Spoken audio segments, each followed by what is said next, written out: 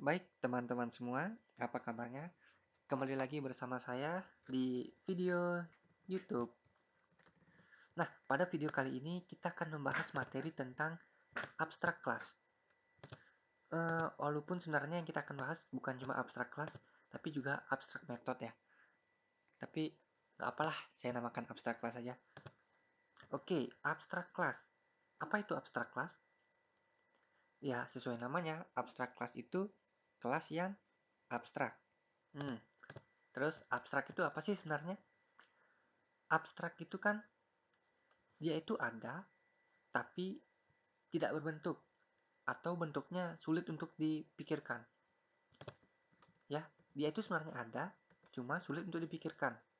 Berarti abstrak class kelasnya ada tapi dia itu tidak berbentuk atau tidak bisa dipikirkan. Contohnya begini. Saya punya kelas namanya bangun datar. Ya. Kalau saya bilang aku punya bangun datar. Nah, yang teman-teman pikirkan apa? Pasti beda-beda. Ada yang mikirin persegi, ada yang mikirin lingkaran, segitiga, beda-beda kan? Tidak konkret. Nah, itulah yang kita sebut sebagai abstrak class. Karena bangun datar ini sebenarnya dia itu tidak berbentuk. Persegi, lingkaran, segitiga, belah ketupat, dan yang lainnya itu sebenarnya bisa kita bilang turunannya dari bangun datar atau jenisnya dari bangun datar. Oke? Atau contoh lain deh. Contoh lain kelas yang kita bisa sebut sebagai abstrak. Hewan. Hewan kita bisa sebut sebagai abstrak. Karena kalau aku bilang hewan, kan yang kita pikirkan tuh beda-beda. Tidak konkret. Ya, ada yang mikirin singa, anjing, babi, monyet, dan lain sebagainya. Buah misalnya, buah juga bisa. Itu buah juga kita bisa buat dia sebagai abstrak class. Oke, itu tentang teori sedikit abstrak class. Terus, cara make abstrak class gimana sih? Abstrak class caranya adalah pertama, ditaruh sebuah keyword abstrak sebelum kelas. Ya, jadi di sini dikasih kata abstrak.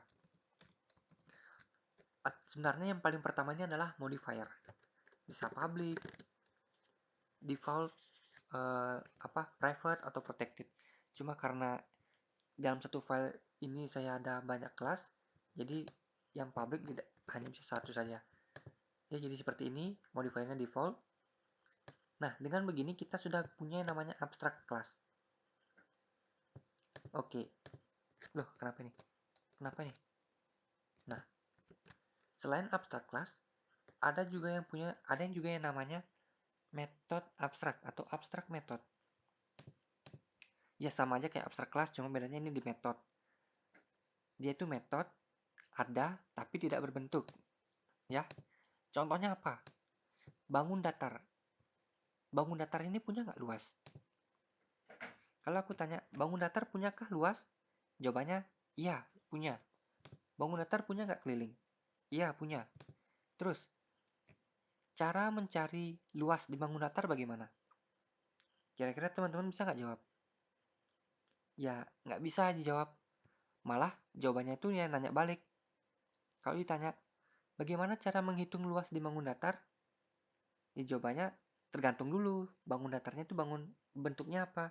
Kalau persegi berarti kan luasnya sisi kali sisi. Kalau lingkaran, pi kali jari-jari kali jari-jari. Dan sebagainya. Nah, untuk itu metode luas kita bisa buat dia sebagai metode abstrak. Karena kita ya, jadi kita coba buat dulu ya metode luasnya. Ini returnnya double aja deh. Hitung luas. Seperti ini misalnya. Ya, kita nggak tahu implementasinya itu apa. Karena implementasinya itu berbeda-beda sesuai dengan bentuknya. Yang kita tahu hanyalah yang namanya bangun datar sudah pasti punya luas. Lagi satu, keliling. Public double hitung keliling. Oke. Untuk itu kita bisa buat dia sebagai abstrak. Cara buat abstrak sama kayak class setelah modifier dikasih keyword abstract. Ya, karena dia ini abstrak, otomatis tidak berbentuk. Jadi tidak perlu dideklarasikan. Tidak perlu di-define, bukan dideklarasikan. Tidak perlu di-define, hanya perlu dideklarasikan, declare. Seperti ini. Setelah dikurung tinggal titik koma, tidak ada kurung buka kurawal. Ya.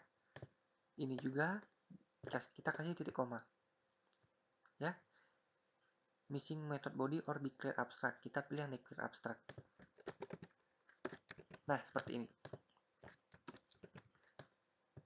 Selanjutnya, kalau kita punya yang namanya metode abstrak, maka semua kelas turunan dari bangun datar ini harus override kedua ini. Ya, harus override metode abstraknya. Karena sesuai yang kita bilang tadi, bahwa kita sudah yakin bahwa semua bangun datar punya luas, semua bangun datar punya keliling. Otomatis semua turunannya harus implementasi atau override luas dan kelilingnya. Contohnya di persegi. Kita override hitung luas dan kelilingnya. Hitung luas kita override menjadi sesuai dengan rumusnya sendiri-sendiri ya. Persegi berarti kan sisi dikali sisi. Oke. Masih error karena kelilingnya belum kita override. Kelilingnya kita override. Ini tinggal return 4 dikali sisi. Oke, seperti ini. Lagi satu di lingkaran. Kita override si luas. Apa nih ya? Pi-nya saya pakai konstanta di kelas mat dikali jari-jari dikali jari-jari. Hitung keliling. Return mat.pi 2 kali pi kali r. 2 kali jari-jari. Ya, seperti ini. Oke. Ya, itu mengenai abstrak kelas. Jadi abstrak kelas itu bisa mempunyai metode abstrak atau bisa juga tidak mempunyai metode abstrak. Ya.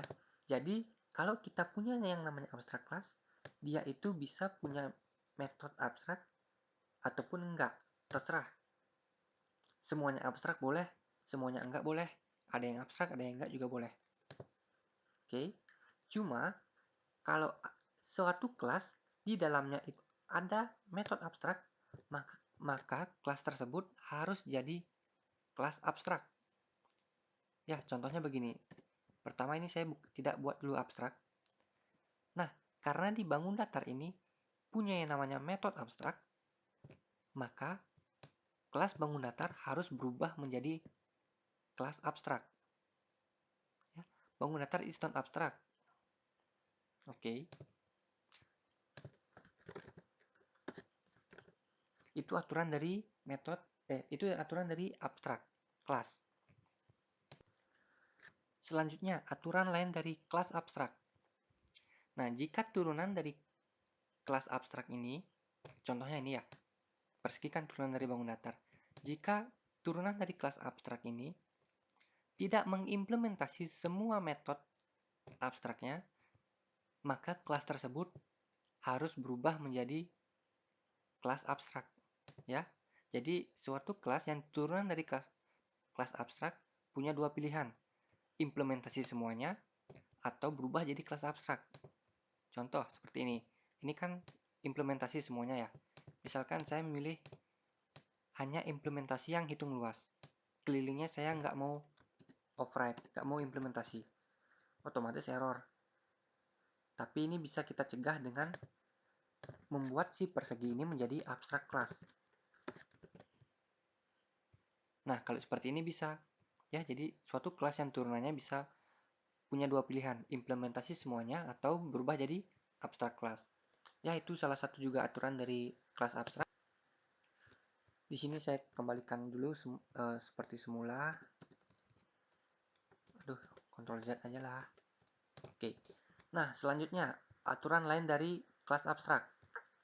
Suatu kelas yang yaitu abstrak, maka kelas tersebut tidak bisa dibuat objeknya. Tidak bisa instansiasi objeknya. Oke. Contoh, di sini saya buat, atau ini saya sembunyikan dulu ya. Aku suka sembunyi-sembunyi. Nah, suatu kelas abstrak itu tidak bisa dibuat objeknya, tidak bisa diinstansiasi objeknya. Contoh, bangun datar ya. Bangun datar kita buat objeknya namanya BD. New bangun datar. Seperti ini. Ini dia minta warnanya merah. Ya. Ini tidak bisa. Lihat, bangun datar is abstract, cannot be instantiated. Karena seperti yang kita bilang tadi, bangun datar ini tidak berbentuk. Jadi kita nggak bisa buat si objek ini berbentuk bangun datar. Bingung dia. Kan dia ini abstrak, tidak berbentuk. Kok kita paksa dia berbentuk jadi bangun datar?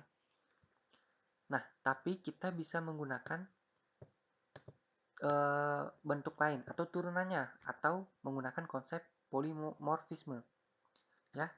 Jadi kita bisa instansiasi dia dengan turunannya. Persegi misalnya ya. Persegi sisinya 10, warnanya merah. Kalau begini bisa. Jadi kita punya objek BD, tipenya bangun datar, bentuknya persegi. Ya. Kalau kita panggil si hitung luasnya